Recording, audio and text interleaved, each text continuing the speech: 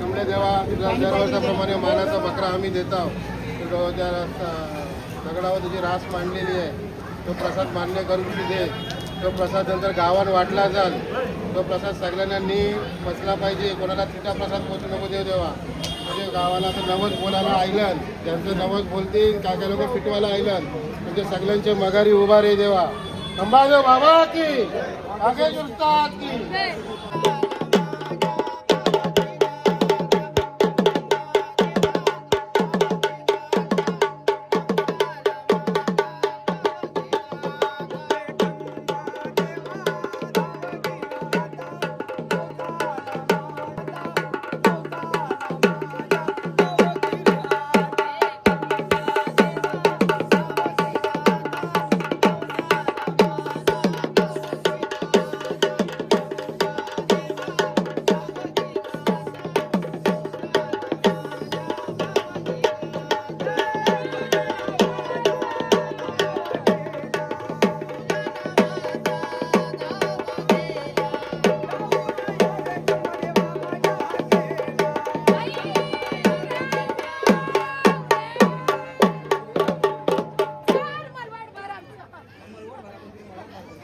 Ladies या पुढे.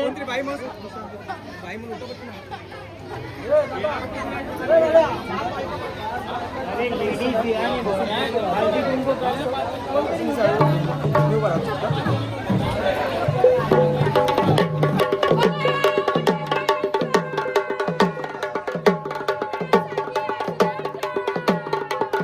मळवट भरायला सांगितलं. मळवट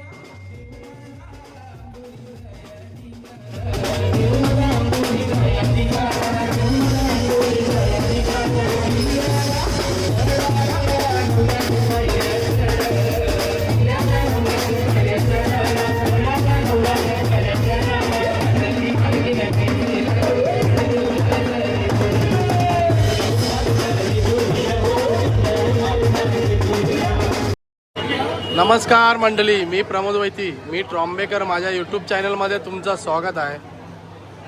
मी आज आलेलो आता धारावी कोलीवाडामध्ये आलेलो आहे मित्रांनो.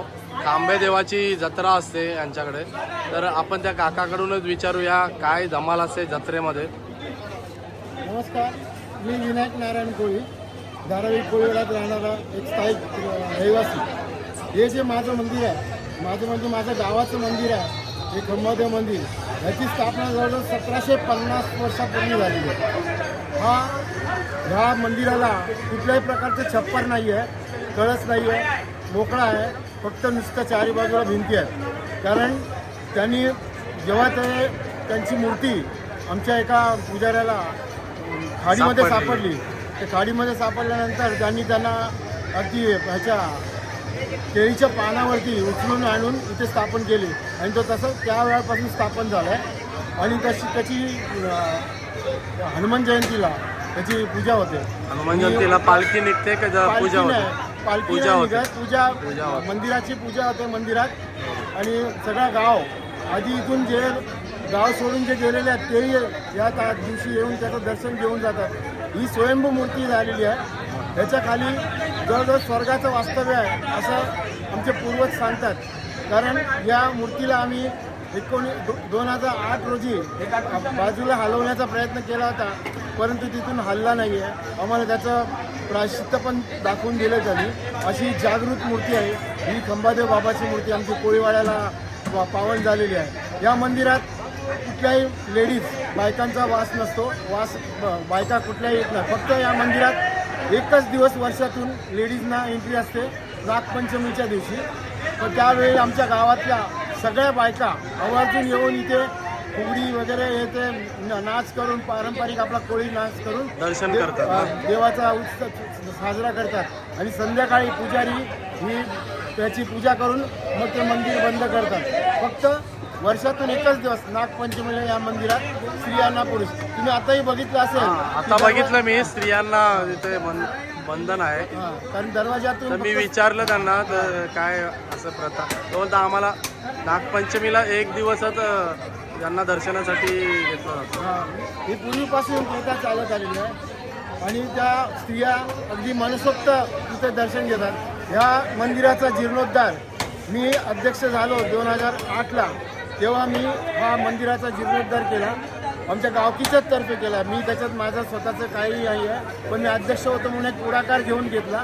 पण त्यावेळेलाही आम्हाला देवाला विचारून करावं लागलं, कारण त्या मंदिरालाही ते हात लावून देत नव्हते. म्हणून पहिला छोटं मंदिर होतं, ते आम्ही मोठं बनवलं, प्रशस्त बनवलं.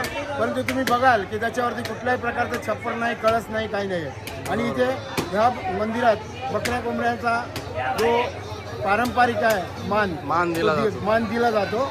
किंवा असेच मग कोंबडे वगैरे या प्रकारचा नवस केला जातो, तसा तो नवस फेडला जातो. अशी आमच्या या खंबादेव बाबाची कथा आहे. अगदी जागृत असं देवस्थान आहे हे. तुम्ही जे मागाल ते मिळते आणि जर तुम्ही चुकलात त्याची ते शासनही करतात. कारण अजूनही आमच्या पूर्वजांना माहिती आहे, इव्हन माझे बाबा जिवंत होते ते सांगायचे की त्यांना ह्या गावात फेरी मारतानाही तो दिसला आहे आणि त्याच्या घोड्याचा टापाचा आवाज अजूनही येतो गावाचं रक्षण करण्यासाठी. म्हणून तो त्याचे कळस आणि छप्पर घेत नाही आहे, कारण त्यांनी वचन दिलेलं आहे, मी ह्या गावाचं रक्षण वाजत्या वाऱ्यात पडत्या पावसात करेन. म्हणून तो छप्पर घेत नाही. म्हणून तो घोड्यावरती आजही आमच्या गावात त्याचा फेरी असते रात्री. बऱ्याचशा लोकांना त्याची प्रचिती आली, घोड्यांच्या टापाचा आवाज येतो पण तो दिसत नाही आहे. असं हे माझं गावातलं आराध्य, आमचं सगळ्यांचं धारावी कोळीवाड्याचं आराध्य असं हे जागृत स्थान आहे. हे गावाच्या लांब का एवढं गाव त्या साईडला आहे ना? हां, गाव आमचं तिकडे आहे, पण इथपर्यंत खाडी होती. इथपर्यंत खाडी होती का? आणि तो गावाच्या वेशीवरती राहिला. इथे माझ्या गावाची वेश होती. वेश होती स्टार्टिंग. हां, इथून सायन्स स्टेशन, सायन्सची जी रेल्वे आहे ती दिसायची माझ्या धारावी कोळीवाड्यातून. फक्त इथे आमची खाडीच होती. पहिला लोक इथे होडीने यायचे, कारण इथे टाप होते. आणि इथे मान दिल्यानंतर जेवण होळी मैदानात बनवायचे चुलीवरती. घरी अजूनही घरी प्रसाद न्यायची परवानगी नाही आहे. पण आता एक आधुनिक युगामध्ये जागा कमी असल्यामुळे तो कुठेतरी बाहेर गॅलरीत बनवतात किंवा दारात बनवतात. नाही तर पूर्वी ह्याचं जे जेवण, ह्याचा मान दिलेला असं बकरा कोंबडा जे काय ते होळी मैदानात आणि प्रत्येकजण आपापल्या चुल्या पेटून करायचा. असा हा जल्लोषात आमचा सण साजरा व्हायचा. कारण आम्हाला त्याला, आमच्या ग्रामदेवतेला प्रसन्न करायची एकच संधी असते की त्याचा आम्ही उदो करावा असा. ओके ओके काका, धन्यवाद, तुमची चांगली माहिती दिली. ही आता माझ्या यूट्यूबच्या माध्यमातून गावागावामध्ये जाणार. धन्यवाद. नाही, खरंच ही माहिती देण्यासारखी आहे, कारण हे माझ्या कोळीवाड्याचं आराध्य आहे आणि जागृत देवस्थान आहे. कारण तुम्ही अजूनही बघा, तुम्ही तो शेंदूर लोपन केलेला आहे. पण त्याची मला एकदा मंदिर बनवताना ही प्रचिती आली की जेव्हा माझ्याकडून थोडी भिंतीची चुकी झाली होती, तेव्हा अक्षरशः तो शेष नागावरती उभा आहे. तो शेष नागावरती बसलेला आहे. तो येऊन नागाच्या रूपात येऊन तिथे क्रोधायमान झाला होता. मग आमच्या पुजाऱ्याला दिसला. पुजाऱ्याने सांगितलं, दादा दुसऱ्या दिवशी सकाळी की दादा काल देव निघाले होते. मग देव रागात होते. मग त्यांची मी माफी मागितली आणि त्यांना दोघांनाही, एक जो खंबादेव आहे तो अगदी शांत स्वभावाचा आहे, पण त्याच्या बाजूला जो हपशादेव आहे वाघेश्वर, तो अगदी तप्त आहे, म्हणजे शनीचाही तप्त आहे. पण त्या दोघांना मी कवच घेऊन बसलो. मी त्यांची आराधना केली, त्यांची समजूत काढली, त्यांच्यासमोर रडलो की असं नाही, तुझ्यासाठीच करतोय. थोडी चूक झाली, आमच्याकडे सांभाळून घे, कारण तू ग्रामाचा दैवत आहे. ते करतोय ते तुझ्यासाठीच करतोय. आणि त्याच्यानंतर ते शांत झाले आणि मग मला सांगितलं, आता दुधाची अंघोळ घाल मंदिरात आणि तुला पाहिजे तसं मंदिर बांधून घे, मी तुझ्या पाठीशी उभा आहे. असा हा जागृत देवस्थान माझ्या पाठीशी उभा राहिलं. त्यांनी मला शक्ती दिली, म्हणून मी 2018 त्याचा जीर्णोद्धार केला. ओके ओके, धन्यवाद काका. एवढा मोठा उत्सव होतो, पण कोणाला माहीतच नाही बाहेर की एवढा मोठा उत्सव होतो धारावीमध्ये. तर आता माझ्या यूट्यूबच्या माध्यमातून मी पूर्ण गावागावामध्ये पसरवणार. आणि तुम्ही चांगली माहिती दिली त्याबद्दल खूप मनापासून धन्यवाद करतो. धन्यवाद.